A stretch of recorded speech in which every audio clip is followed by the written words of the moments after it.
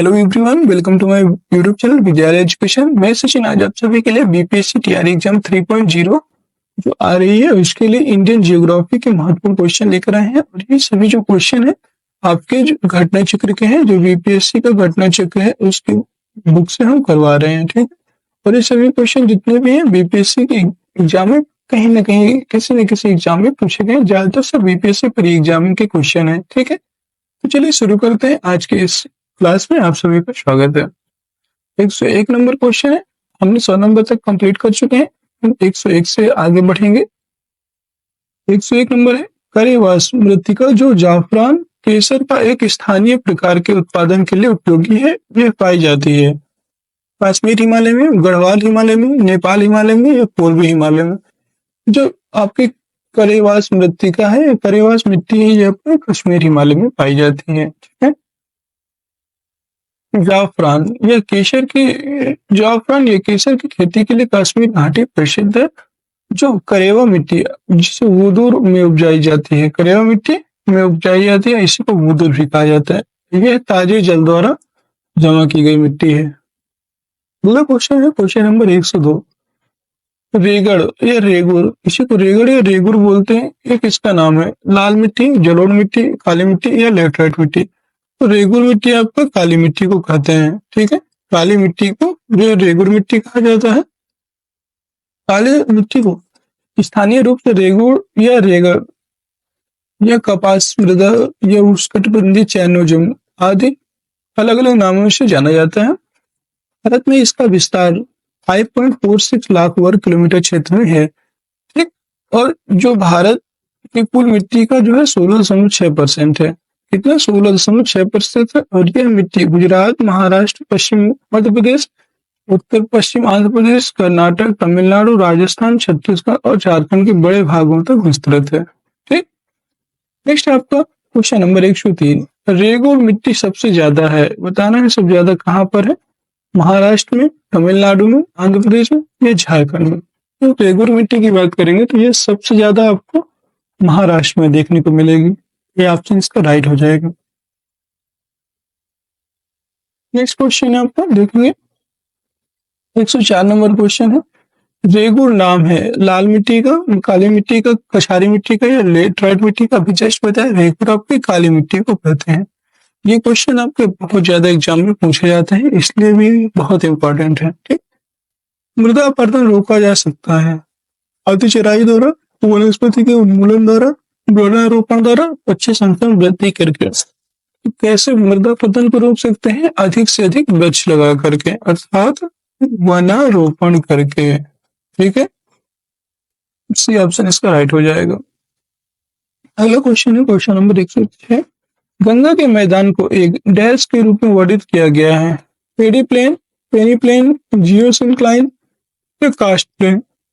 जो गंगा का मैदान है इसको जो है जियोसिंक्लाइन के रूप में जो है वर्णित किया गया है, ठीक है। सी ऑप्शन इसका राइट हो जाएगा। देखिएगा गंगा के मैदान को एक जियोसिंक्लाइन या भू अभिनति गर्त के रूप में वर्णित किया गया है। इसका जो निर्माण है मुख्य रूप से हिमालय पर्वतमाला निर्माण प्रक्रिया के तीसरे चरण में हुआ था। अगला है आपका 107 नंबर क्वेश्चन है कि गंगा के मैदान की पुरानी कछारी मिट्टी कहलाती है भाबर, बांगर, खादर या कोडोलाइट। जो गंगा के मैदान की पुरानी कछारी मिट्टी होती है उसमें हम क्या कहते हैं? वो कहलाती है बांगर, और नई कछारी मिट्टी को कहते हैं खादर। ये याद रखिएगा। गंगा के मैदान की जो है पुरानी कछारी मिट्टी को बांगर कहा जाता है और इनकी स्थिति बाढ़ की पहुंच से परे कुछ ऊंचाई तक होती है। इन मिट्टियों का रंग पीला, रक्ताभ, भूरा पाया जाता है। 108 नंबर प्रश्न, निम्नलिखित में से कौन सी मिट्टी नदियों द्वारा निर्मित है? लाल मिट्टी, काली मिट्टी, जलोढ़ मिट्टी या लेटराइट मिट्टी? उपरोक्त में से कोई नहीं है, एक से अधिक। ये बताना है कौन सी मिट्टी जो है नदियों द्वारा निर्मित है, वो है आपकी जलोढ़ मिट्टी। जलोढ़ मिट्टी आपकी नदियों के द्वारा निर्मित मिट्टी होती है।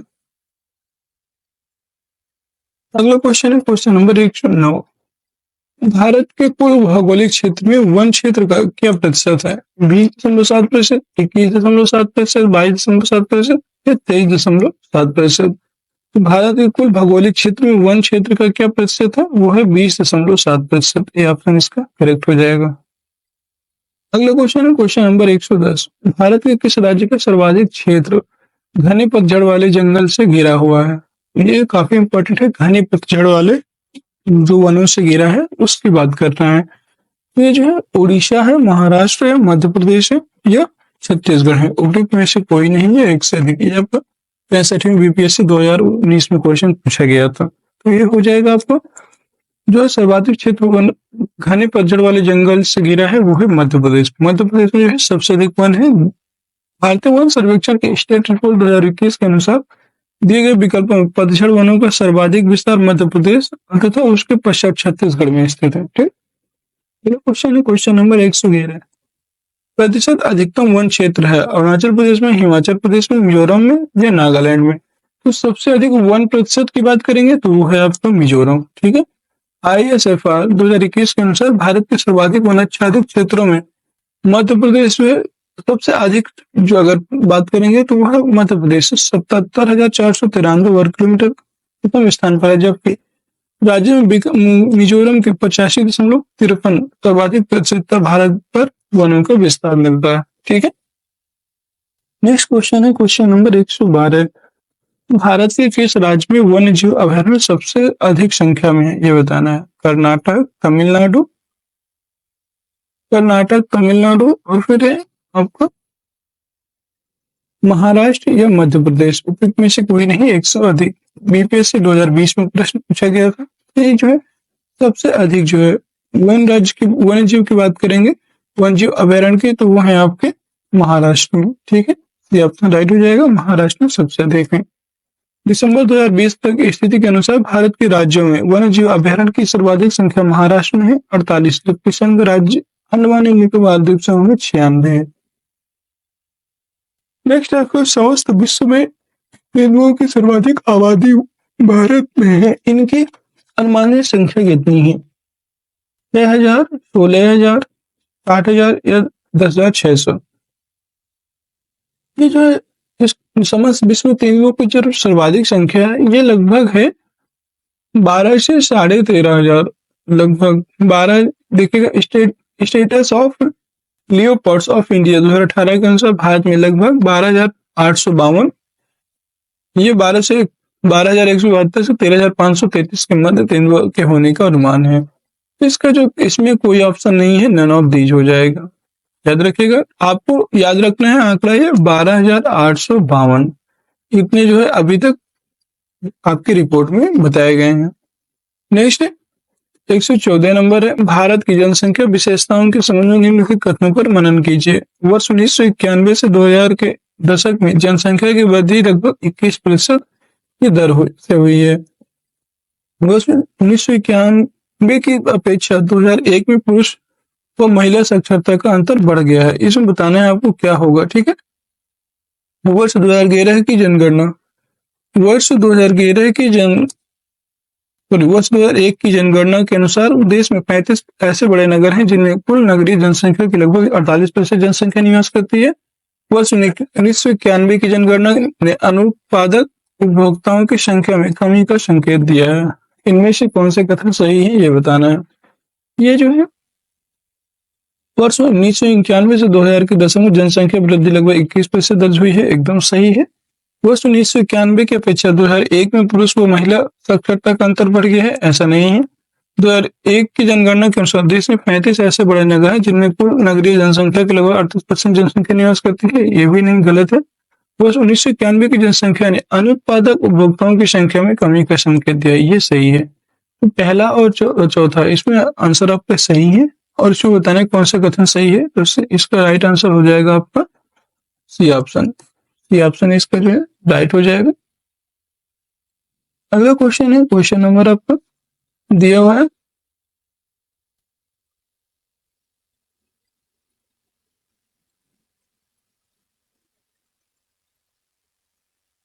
नेक्स्ट क्वेश्चन आपका जो है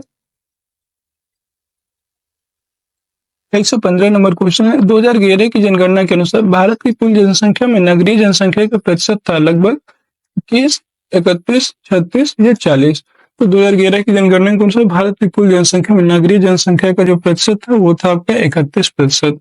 ठीक है, ये सब हम पढ़ा चुके हैं आपको पहले ही, आपको याद होगा।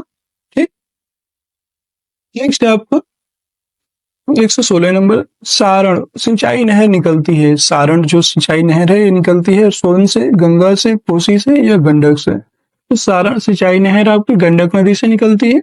गंडक परियोजना के अंतर्गत गंडक नदी पर त्रिवेणी घाट के पास एक 740 मीटर लंबा बैराज बनाया गया है, जिससे कुछ नहरें निकाली गई हैं, जिनमें से एक है सारण सिंचाई नहर भी। ठीक है, नेक्स्ट है आपका 117 नंबर क्वेश्चन है, त्रिवेणी नहर में से किस नदी से पानी आता है? त्रिवेणी नहर सोन, कोसी, गंडक या मयूराक्षी। तो त्रिवेणी नहर में भी गंडक नदी से पानी आता है। ठीक है, सी ऑप्शन राइट हो जाएगा। अगला क्वेश्चन है क्वेश्चन नंबर 118, भाखड़ा नांगल एक संयुक्त परियोजना है हरियाणा पंजाब राजस्थान के, हरियाणा पंजाब दिल्ली के, हिमाचल प्रदेश हरियाणा पंजाब के या पंजाब दिल्ली राजस्थान के। तो भाखड़ा नांगल जो एक संयुक्त परियोजना है ये आपकी हरियाणा और पंजाब राजस्थान के एक संयुक्त परियोजना है। नेक्स्ट क्वेश्चन है 119, भाखड़ा नांगल बांध किस नदी पर बनाया गया है? रावी, सिंधु, चिनाब, सतलज। जो भाखड़ा नांगल बांध है ये आपका सतलज नदी पर बनाया गया है। अगला प्रश्न है क्वेश्चन नंबर 120, किस नदी पर शिव समुद्रम जलप्रपात अवस्थित है? कावेरी, कृष्णा, गोदावरी, महानदी। तो ये कावेरी नदी पर जो है शिव समुद्रम जलप्रपात अवस्थित है। ठीक है, नेक्स्ट क्वेश्चन आपका क्वेश्चन नंबर 121,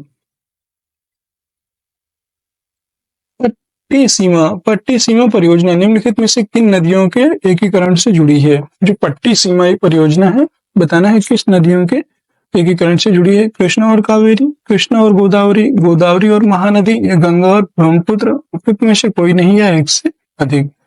तो इसमें बताना है पट्टी सीमा जो परियोजना है ये कृष्णा और गोदावरी नदियों के एकीकरण से जुड़ी हुई है। ठीक है, अगला क्वेश्चन है क्वेश्चन नंबर 122, हीराकुंड बांध तैयार किया गया है नर्मदा पर, महानदी पर, गोदावरी पर या चंबल पर? तो आपका हीराकुंड जो बांध है ये महानदी पर तैयार किया गया है। नेक्स्ट है आपका 123, मैथान बेल पहाड़ी एवं तिलैया बांध किस नदी पर बनाए गए हैं? जो मैथान पहाड़ी है और ये जो है मैथान बेल पहाड़ी एवं तिलैया बांध ये आपके दामोदर, बराकर, कोनार या बोकारो। आपको पता होना चाहिए ये तीनों जो पहाड़ियां हैं ये बराकर नदी पर बनाई गई हैं। ठीक है, मैथान बेल पहाड़ी और तिलैया बांधों का निर्माण दामोदर नदी के सहायक नदी बराकर पर दामोदर नदी घाटी के प्रथम चरण में बनाई गई हैं। ठीक है, नेक्स्ट क्वेश्चन आपको क्वेश्चन नंबर 124, क्वेश्चन नंबर 124 है कि निम्नलिखित में से कौन एक मीठे पानी की झील है? बताना है कौन सी एक मीठे पानी की झील है? तिलका, सांभर, बोलर या लोकटाक। इनमें से कोई नहीं है एक से अधिक। ये 2022 का क्वेश्चन है। सबसे अधिक मीठे पानी की जो झील है वो है आपके यहाँ पे चिल्का, सांभर, सांभर तो है ही नहीं, चिल्का भी नहीं है। जो है ये चिल्का और सांभर ये खारे पानी की झील है और लोकटक आपके मीठे पानी की झील है और वूलर भी मीठे पानी की झील है। तो एक से अधिक सी और डी इसके सही है। तो इसका जो राइट आंसर हो जाएगा ये हो जाएंगे ये ऑप्शन में एक से अधिक। ठीक है,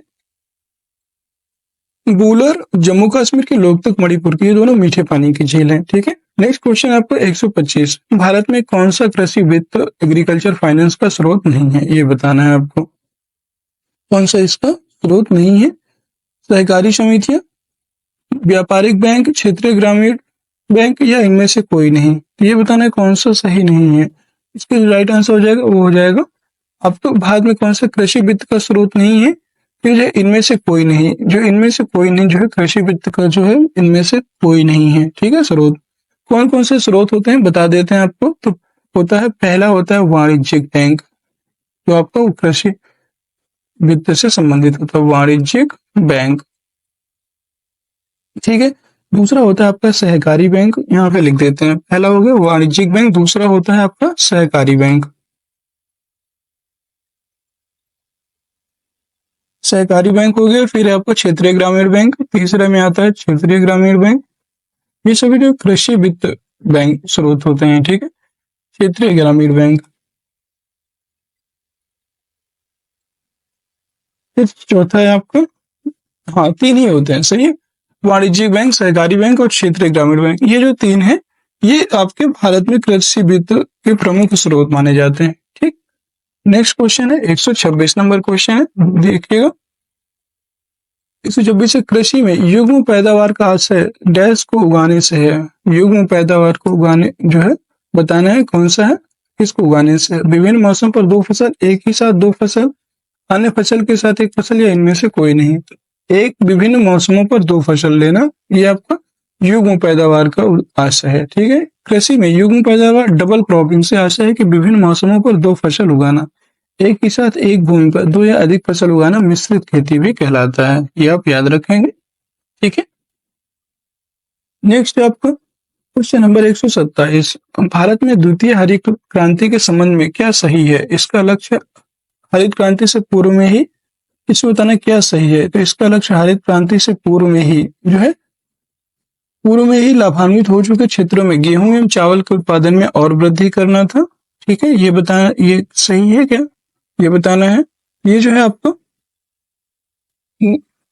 ये तो पूर्व में ही लक्ष्य कहाँ तय हो जाता है, ये गलत है। ठीक है, और फिर नेक्स्ट इसका लक्ष्य हरित क्रांति से अब तक लाभान्वित, इसका लक्ष्य अब हरित क्रांति से अब तक लाभान्वित न हो सकने वाले क्षेत्रों में बीज, पानी, उर्वरक तकनीकी का विस्तार करना, ये एकदम सही है। हरित क्रांति में जो है कृषि की संभावनाओं को बढ़ाने के लिए बहुत सारी योजनाएं, मतलब बहुत तरीके से उसमें बीज, पानी, उर्वरक और तकनीकी का विस्तार किया गया है। ठीक है, ये सही है। इसका लक्ष्य हरित क्रांति के प्रारंभ में प्रयुक्त हो चुकी फसलों को छोड़कर अन्य सब फसलों के उत्पादन में वृद्धि करना, ऐसा नहीं है, यह भी गलत है। इसका लक्ष्य पशुपालन, सामाजिक वानिकी तथा मत्स्य पालन के साथ शस्योत्पादन का समाकलन करना है, एकदम सही। इसका दूसरा और चौथा सही है, दिए गए कूट में सही उत्तर का चयन करना है। ठीक है, तो इसका जो राइट आंसर सी हो जाएगा, 2 और 4। अगला क्वेश्चन है क्वेश्चन नंबर 128। नकदी फसल में सम्मिलित नहीं है। कल आपको बताए थे नकदी फसल कौन कौन सी होती है। तो नकदी फसल में सम्मिलित नहीं है गन्ना, कपास, जूट और गेहूं। तो नकदी फसल में कौन कौन से सम्मिलित नहीं है, इसमें गेहूं सम्मिलित नहीं है। ठीक है, गन्ना, कपास और जूट ये जो है नकदी फसलें आती हैं। नकदी फसलों के अंतर्गत गन्ना, कपास, जूट, तंबाकू, तिलहन प्रमुख फसल है और गेहूं की फसल नकदी फसल ना होकर ये खाद्य फसल है। ठीक, नेक्स्ट क्वेश्चन है आपको क्वेश्चन नंबर 129। स्वतंत्रता प्राप्ति के बाद भारत ने सर्वाधिक प्रगति की है चावल के उत्पादन में, दालों के उत्पादन में, पटसन के उत्पादन में या गेहूं के उत्पादन में। तो सब सर्वाधिक प्रगति जो है गेहूं के उत्पादन में है, इसलिए जो है भारत को 15 अगस्त 1947 जो स्वतंत्रता प्राप्ति हुई उसके पश्चात 1965 में हरित क्रांति का आगमन हुआ। हरित क्रांति के आगमन के पश्चात भारत ने सर्वाधिक प्रगति गेहूं के उत्पादन में की है। अगला क्वेश्चन है क्वेश्चन नंबर 130। प्रमुख खाद्य फसल है गेहूं, चावल, मकई या दलहन। तो प्रमुख खाद्य फसल की बात करेंगे तो जो है प्रमुख खाद्य फसलों में आपका चावल आती है। ठीक है, चावल भारत की प्रमुख खाद्य फसल है। खाद्यान्न में दूसरे स्थान पर गेहूं है। अगला क्वेश्चन है भारत के चावल के कटोरे क्षेत्र का नाम बताइए। केरल और तमिलनाडु, कृष्णा गोदावरी की डेल्टा क्षेत्र, पूर्वोत्तर क्षेत्र या सिंधु गंगा का मैदान। तो भारत में जो है चावल के कटोरे के क्षेत्र का नाम है वो है कृष्णा गोदावरी डेल्टा क्षेत्र, ये आपका राइट हो जाएगा। 132 नंबर क्वेश्चन है खेती के अंतर्गत क्षेत्र के अनुसार भारत में सबसे महत्वपूर्ण खाद्य फसल कौन सी है। गेहूं, मक्का, जौ, चावल। तो जो है चावल इसकी सबसे महत्वपूर्ण खाद्य फसल है। नेक्स्ट क्वेश्चन है आपका क्वेश्चन नंबर 133। भारत में कौन सी फसल सर्वाधिक क्षेत्र में बोई जाती है। मूंगफली, ज्वार, चावल या गेहूं। तो सर्वाधिक क्षेत्र में बोई जाने वाली जो फसल है वो है मूंगफली, ये ऑप्शन राइट हो जाएगा। नेक्स्ट प्रश्न है 134। भारत का सबसे बड़ा कपास उत्पादक राज्य कौन सा है, ये बताना है। महाराष्ट्र, गुजरात, पंजाब, हरियाणा। अभी जस्ट इसको पहले भी बताए हैं, महाराष्ट्र जो है इसका सबसे बड़ा कपास उत्पादक राज्य है। 44वें बीपीएससी 2000 में पूछा गया था। ठीक है, नेक्स्ट क्वेश्चन है 135। गन्ने के उत्पादन में राज्यवार घटते क्रम में है बताना है। सबसे पहले तो आपको पता है उत्तर प्रदेश है, तो जिसमें जिसमें उत्तर प्रदेश है नहीं है उसमें काट दीजिए पहले में। ये बी और डी तो होंगे ही नहीं। उत्तर प्रदेश, महाराष्ट्र, आंध्र प्रदेश, पंजाब ये नहीं होगा। ठीक है, उत्तर प्रदेश, महाराष्ट्र, तमिलनाडु, कर्नाटक ये सही है, सी ऑप्शन राइट हो जाएगा। नेक्स्ट है आपको 136 नंबर क्वेश्चन है शुष्क भूमि के लिए सर्वाधिक उचित फसल कौन सी है। शुष्क भूमि की बात की गई है, गन्ना, जूट, गेहूं या मूंगफली। शुष्क भूमि के लिए आपकी जो सर्वाधिक उचित फसल है वो है मूंगफली।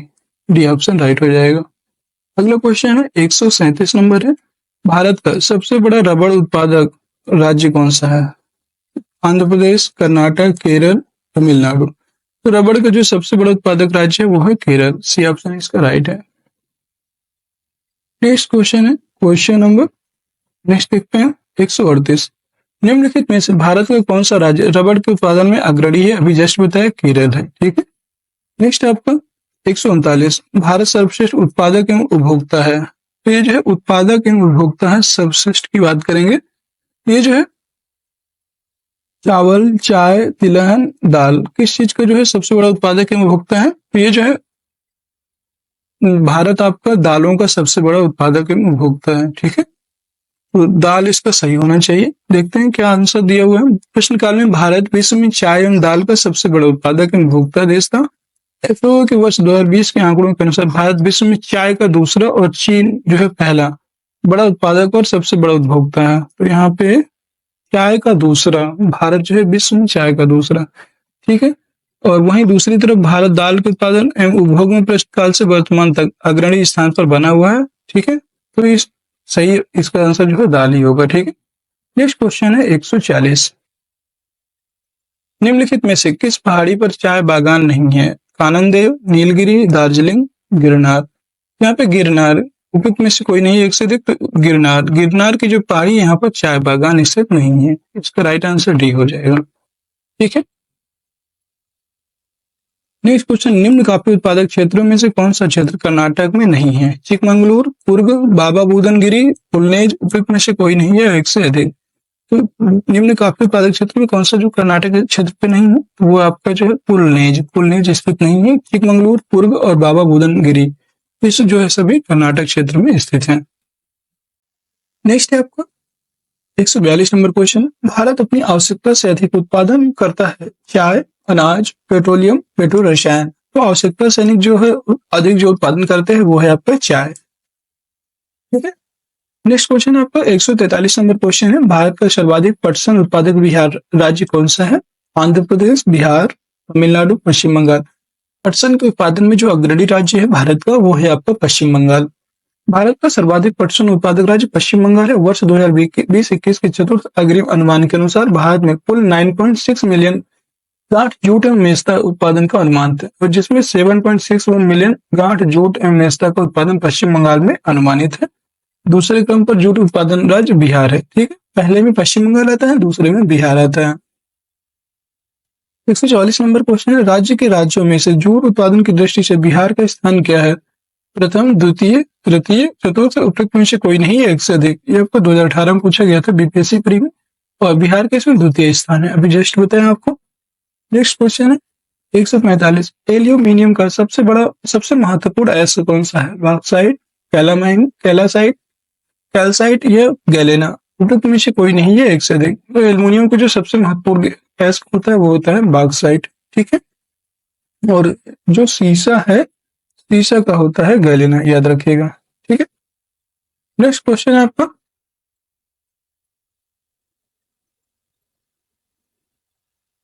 नेक्स्ट क्वेश्चन 146 नंबर है, निम्नलिखित भारतीय राज्य में लौह अयस्क उपलब्ध नहीं है? बिहार में, मध्य प्रदेश में, उड़ीसा में या पंजाब में। यहाँ पर पंजाब जो है, पंजाब राज्य में लौह अयस्क उपलब्ध नहीं है, ठीक है। अगला क्वेश्चन है क्वेश्चन नंबर 147, भारत के किस राज्य में चांदी चांदी उपलब्ध होती है? उड़ीसा, आंध्र प्रदेश, गुजरात या झारखंड। ये जो है भारत के किस राज्य में चांदी उपलब्ध होती है? चांदी आपके राजस्थान के जावर वाले क्षेत्र में, जावर खान में होती है चांदी, और ये कर्नाटक में होती है। तो इसमें जो है कोई भी ऐसा राज्य नहीं है जहां पर चांदी उपलब्ध होती है। इसका जो राइट आंसर हो जाएगा नन ऑफ दीज हो जाएगा, ठीक है। इसका जो राइट आंसर हो जाएगा नन ऑफ दीज, इनमें से कोई नहीं होगा। नेक्स्ट क्वेश्चन है 148, निम्न खनिजों में से किस खनिज के उत्पादन में भारत विश्व से अग्रणी है? चादरी अभ्रक, तांबा, जिप्सम, लौह अयस्क। उपयुक्त में से कोई नहीं है, एक से अधिक। ये जो है बताना कौन कौन से में सबसे बड़ा उत्पादक है। ये जो है चादरी अभ्रक, तांबा, जिप्सम, लौह अयस्क, इनमें से किसी का नहीं है, उपयुक्त में से कोई नहीं। ये ऑप्शन राइट हो जाएगा, ठीक है। नेक्स्ट क्वेश्चन है, भारत का कौन सा राज्य सर्वाधिक अभ्रक उत्पादन करता है? मध्य प्रदेश, झारखंड, उड़ीसा, जम्मू कश्मीर। तो भारत का सबसे सर्वाधिक अभ्रक उत्पादन वाला राज्य है आपका झारखंड। ठीक है, झारखंड में जो है सबसे अधिक अभ्रक का उत्पादन किया जाता है। और सेकंड में है आपका जो है, और जो है अभ्रक इसमें सबसे ज्यादा होता है, फिर है इसके बाद आंध्र प्रदेश, राजस्थान, झारखंड, ये सब जो है 3 महत्वपूर्ण भारत में अभ्रक के उत्पादन राज्य। ठीक है, नेक्स्ट क्वेश्चन है 150। भारत में खनिज उत्पादन में समृद्धि राज्य पहचानिए। राजस्थान, मध्य प्रदेश, बिहार, उड़ीसा। यहाँ पे समृद्ध जो राज्य है खनिज के उत्पादन में वो है आपका बिहार।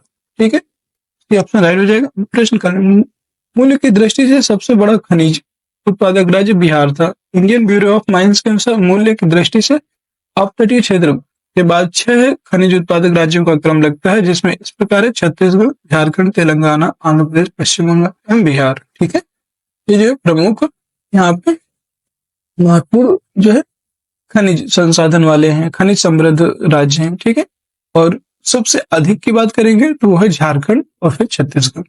नेक्स्ट क्वेश्चन आपका 151। कोयला उत्पादन में राज्यवार घटता क्रम है।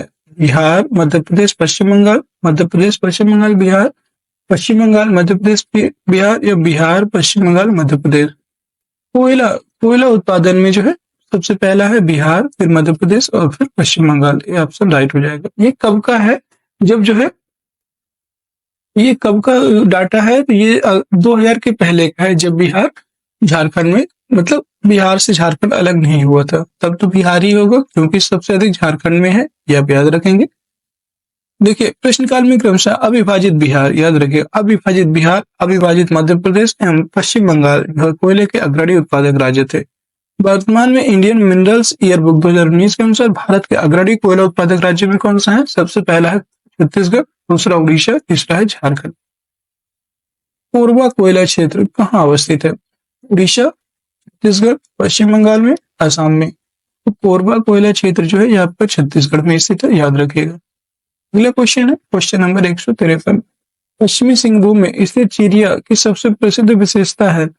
लौह अयस्क खनन, बांध, पक्षी अभयारण्य, राष्ट्रीय उद्यान। उपयुक्त में से कोई नहीं है, एक से अधिक। यह भी 2022 में लेटेस्ट क्वेश्चन पूछा गया था। चिरिया की सबसे प्रसिद्ध विशेषता है लौह अयस्क खनन। ये ऑप्शन राइट हो जाएगा। अगला है 154 नंबर क्वेश्चन है, किस खनिज से रेडियम प्राप्त किया गया है? चूना पत्थर, पिच ब्लेड, रूटाइल, हेमाटाइट। किस खनिज से रेडियम प्राप्त किया गया है? वो है पिच ब्लेड। पिच ब्लेड से है रेडियम प्राप्त किया गया। नेक्स्ट है आपका जो है 155 नंबर क्वेश्चन है, भारत में पहला पन बिजली हाइड्रो पावर स्टेशन शक्ति केंद्र आरंभ हुआ। ये काफी इंपॉर्टेंट है। पहला पन बिजली जो शक्ति केंद्र कहाँ स्टार्ट हुआ था?